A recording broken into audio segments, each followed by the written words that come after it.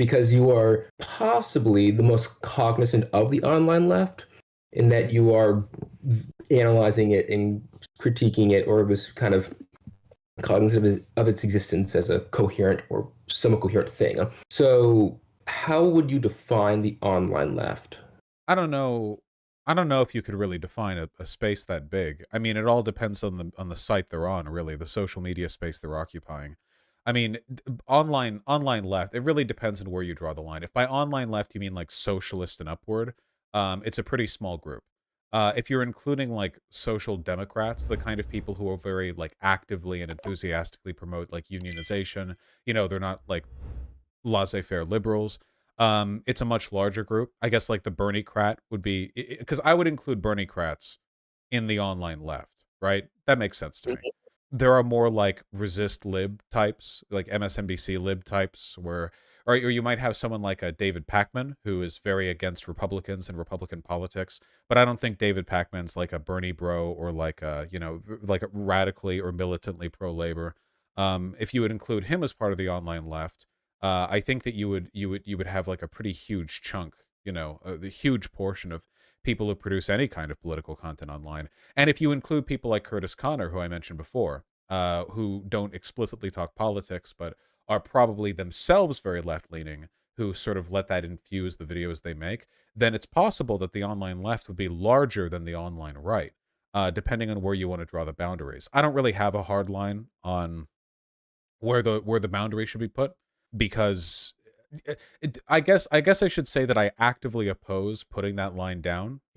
I think that the online left can be used in a sort of general nebulous way, but if you try to use it in a very specific like delineation, like, well, people are on this side or that side, I think that can be a bit awkward for people who just barely don't make the cut, and I don't want to cut them out. I want people. My goal would be like the online left shouldn't just be like a politics thing, right? If you believe in very basic stuff, if you believe in like weekends, if you believe in like reasonable work hours, equitable distribution of wealth, if you believe in happiness, truth, justice, hope, then the left should have space for you. Even if you don't agree with every bit of the program, I think there should be room to accept, maybe we're not all socialists here, right? But we have broader problems to deal with, and if we can work together on those, then maybe at least for now, we're part of the online left.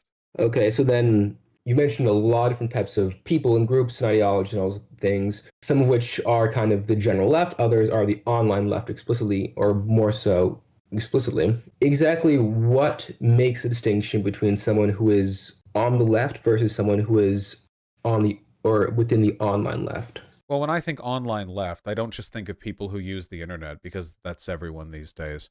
I Mhm. think of people who are, they don't even have to be of the internet generations, like millennials or younger. It's more like the internet is the primary vector through which they make these changes. It should be noted, by the way, that the line between conservative and online conservative is at this point almost non existent.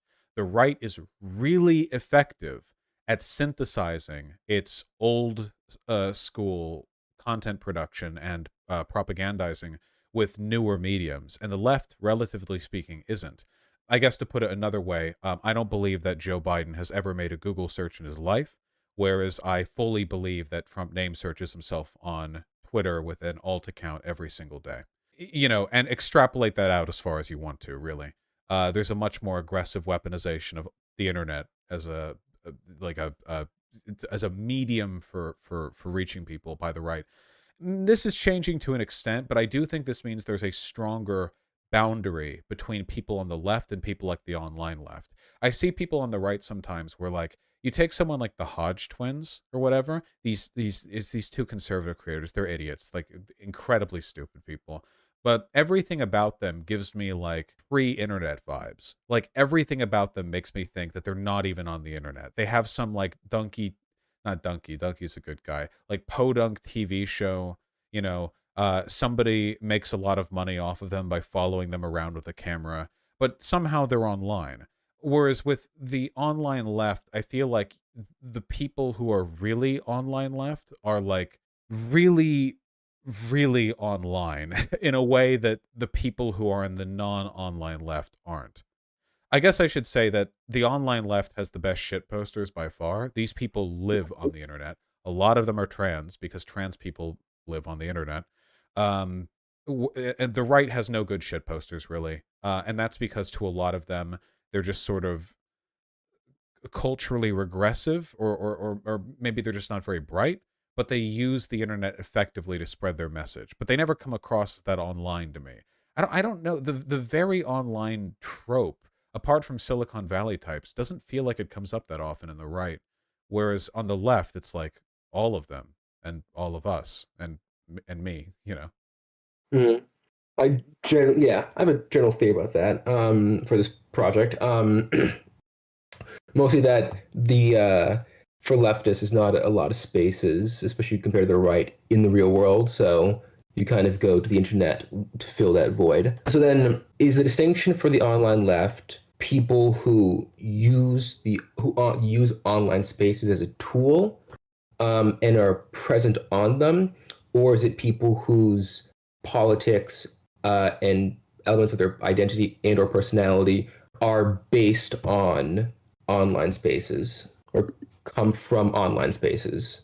I mean, I think it's a bit of both. There's no hard taxonomy here, and I don't think anyone could do any hard taxonomy here. I do have a higher standard when it comes to like the online left as a concept, though. I guess I feel like this sounds incredibly cringy, but I don't really know how else to phrase it. I feel like somebody who's on the online left, you should be able to kind of meme with a little bit.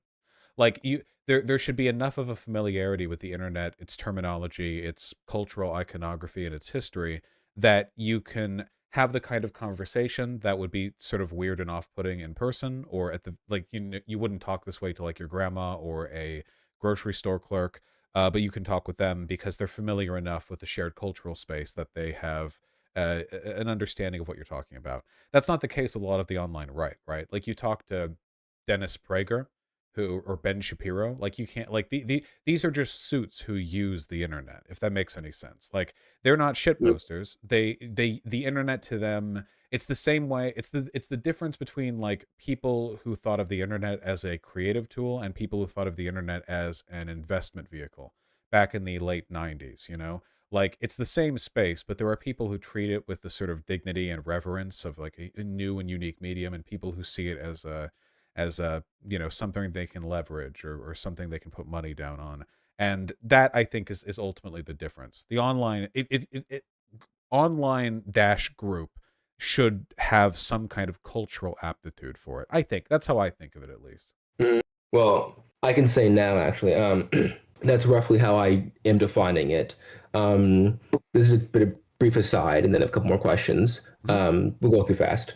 But it's kind of looking at, I'm defining it as based on community of practice in anthropological terms. So, as you mentioned, kind of being able to meme a bit, that's to do with registers, which is a socially specific form of speech.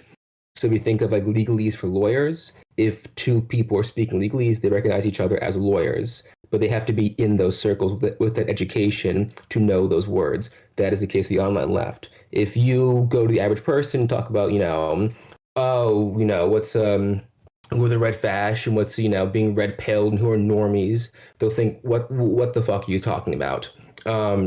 However, you talk to someone else and they recognize all those things, there you go, you have a shared community of practice.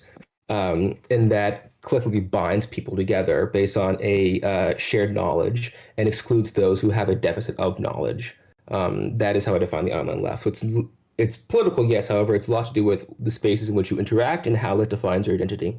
Yeah, Um, I think that's agreeable. Yeah. What something that's interesting as well is that when it comes to that terminology and iconography, there's one place where you're not going to find it that much, and that's the largest social media space, which is YouTube.